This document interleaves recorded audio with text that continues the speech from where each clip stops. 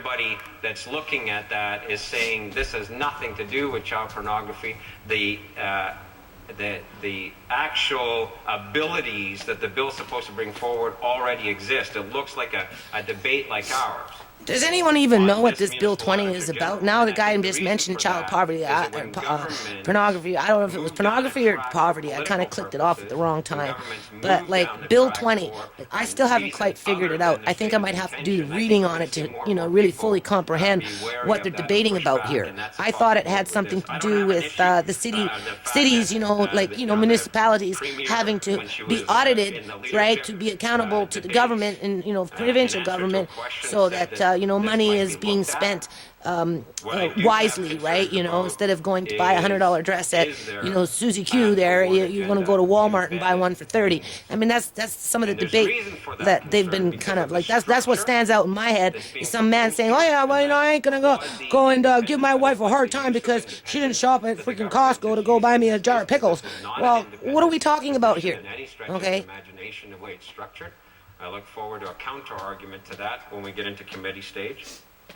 But I also... This is what I mean by having to sift through the rhetoric. Hairs on the back of my neck get up when I listen to the debate from government members who seem to keep coming back to the issue of taxes and property taxes and industrial tax rate and property tax rates. The member from Chilliwack in his debate on this actually said straight up that he would be surprised if, after a few years of this operation, trying really hard to figure this out, there aren't at least some findings that will benefit taxpayers and far more than offset the cost of operation of this office. He said, I have no doubt whatsoever that that's going to happen.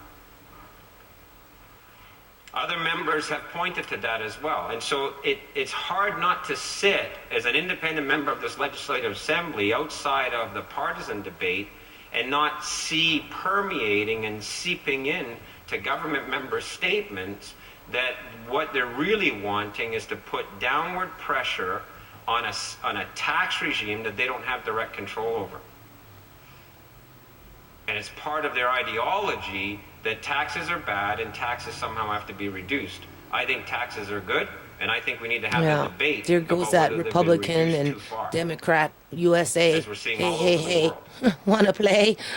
So, where's the unions? Listening to Right? government members Occupy Wall Street.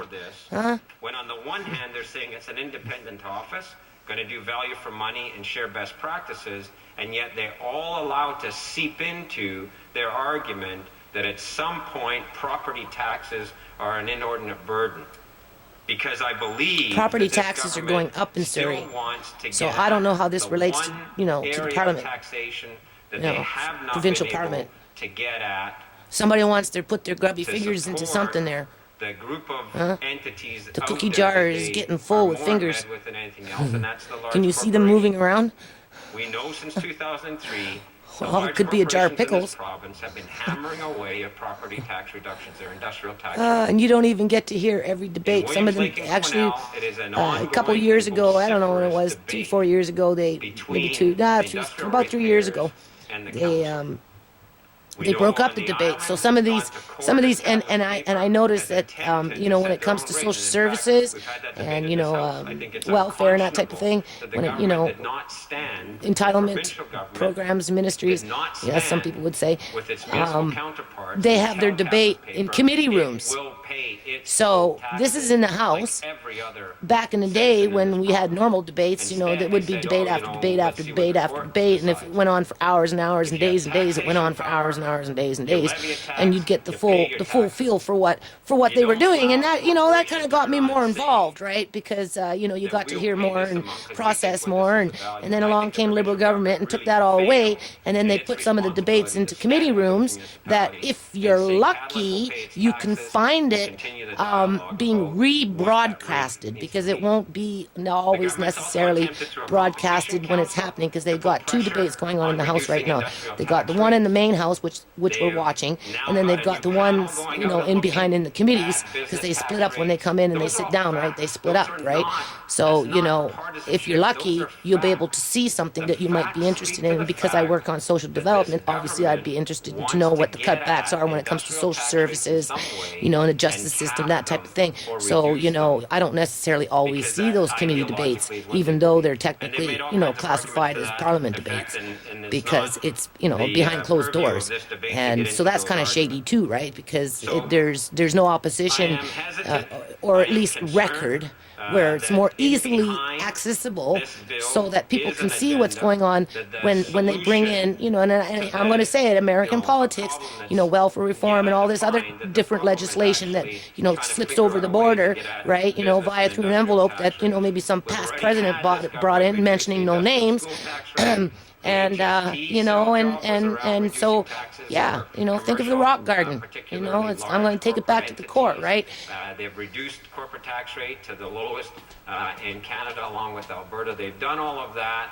They've run up against the wall of what they're capable of doing any further.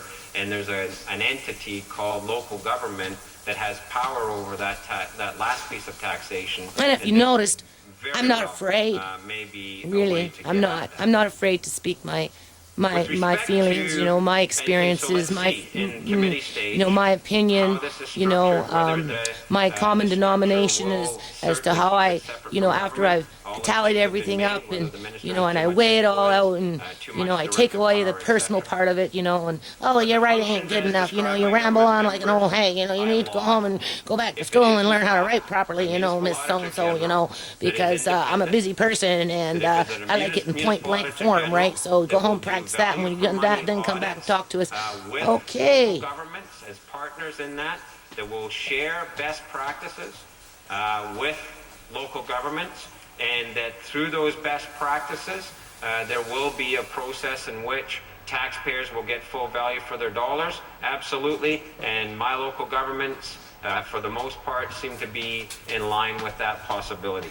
I wouldn't make a good politician, though, because, I'm too passionate. I have this bad habit flaw. It's a character flaw where I have my emotions on my sleeves. I also, naturally react to what's in front of me as a mirror. So, if it's hard for me to shield my emotion in terms of, I'm not sitting there smiling up in your face thinking another thing, right? Usually if I'm not smiling, it's because, I'm telling you why I'm not smiling. And if I am smiling, then, that's going to vibrate off my body. And, the feeling's going to be good for the day, right? For that moment that, as human beings connect, right? So to be a politician, and that's why I'm not afraid, right? Because,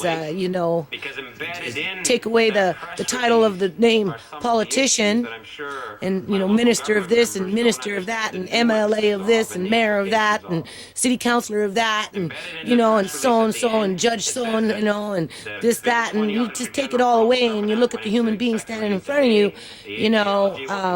it becomes pretty straightforward. So for me, I think since we're, I think we should just do this as a little series for a while and, maybe consider it a healing moment. I know I might be able to heal from this because, I've written this stuff down here and there and everywhere, this message board, that message board, and what happens, years later you go back and it's all been wiped out because, people want to bury the information, they don't, it's taking up bandwidth or, it's a new company and they want to downsize and they want to just promote what they're trying to sell and, they see you as competition and God forbid and, so here it's in living memory of the voice, right? That will confirm that, idea that somehow independence from the duly elected either way you move forward. This is my way of moving forward with the nonprofit, because it ain't over yet. It ain't over until they cough up that $160 million. And if they don't like the way I say it, well, that's too bad because I'm not like you. Just like I tell the lady in my house that lives with me, that does things that upset me and, whatnot. I say, I'm not like you. So just because I'm not like you doesn't mean I'm not validated to have my opinion, to be validated, to have respect and all this other stuff. And I work hard for the kids. Americans used to tell me, oh, well, before you come into our backyard and try and clean it up with your little nonprofit, we're talking 1999, 2000, right? You need to go in your own backyard and clean it up. So I was already on the path of something big, so I phoned up the school districts, because how do you help the most kids? Well, you phone up the school districts, right? That's where the most kids are. And I said, well, what is it you need? I think I phoned like 5 of them, right? from, within the province. And each and every individual that I talked to back in, 2000, 1999, that time when this was all coming to a bud, right? They said school meal program. And not something that was catered in. Not something that was mixed, matched, and pieced together and microwaved. They wanted wholesome, fulfilling, substantial meal program so that the children could thrive in their schools. And, me being a mother and all this other stuff, I agree 150%. So from that moment forward, the bigger mission was universal school meal program. But when you live in a province that's like politically correct, for the day, and and puts children last, especially what's been happening to me for the last 12 years, right? Because statistically, BC was one of the provinces, actually was the leader back in 1999, where we had the lowest child rate of poverty. But now that it's 2012, we're like we're the province that leads in child poverty. So there you go. That's what I've been up against. So I'm going to turn this off and turn it back on. Hold on.